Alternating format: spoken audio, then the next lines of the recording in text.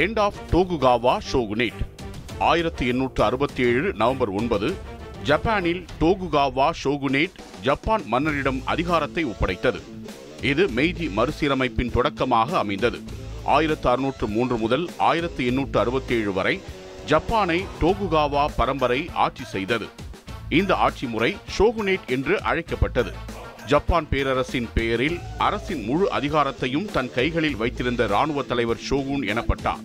பேரரசர் இருந்தாலும் அவருக்கு பெயரளவிலான அதிகாரம் மட்டுமே இருந்தது. ஷோகுன் ஆட்சி காலத்தில் ஜப்பான் வெளிநாட்டு தொடர்புகளின்றி தன்னுள் மூடிய நாடாக இருந்தது. இதனால் வெளிநாட்டு வர்த்தகம் மிக குறைவாக இருந்தது. ஷோகுனேட்டின் பாதுகாவலர்களான சாமுராய் வீரர்கள் சமூகத்தின் உச்சநிலையில் இருந்தனர்.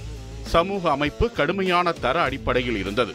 19ஆம் நூற்றாண்டில் அமெரிக்கா, இங்கிலாந்து, பிரான்ஸ், ரஷ்யா உள்ளிட்ட மேற்கத்திய நாடுகள் ஆசிய நாடுகளுக்குள் புகுந்து வர்த்தக ஒப்பந்தங்களை திணித்தன.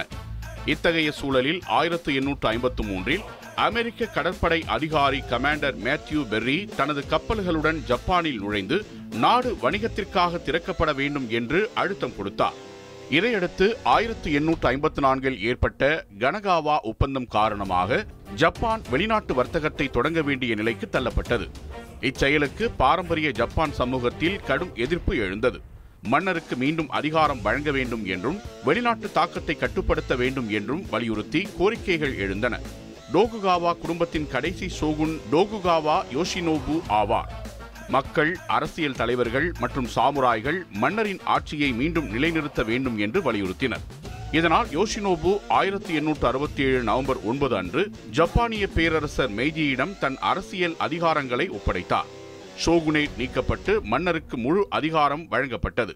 இதையடுத்து மெய்ஜி மறுசீரமைப்பு அதிகாரப்பூர்வமாக தொடங்கியது. மேற்கு நாட்டு தொழில்நுட்பம், ரயில் தொழிற்சாலை, கல்வி முறை போன்றவை அறிமுகம் செய்யப்பட்டன. சாமுராய் மரபு முடிவுற்றது. பொதுமக்களுக்கும் சம உரிமை கிடைத்தது. ஜப்பான் மேற்கு நாடுகளுடன் சமநிலை உறவு கொண்டது. புதிய சட்டம், அரசு அமைப்பு, நாணயம், இராணுவம் என அனைத்தும் மெய்ஜி அரசால் சீரமைக்கப்பட்டன. இதன் மூலம் ஜப்பான் ஒரு நவீன மையப்படுத்தப்பட்ட தொழில்நுட்ப நாடாக மாறியது.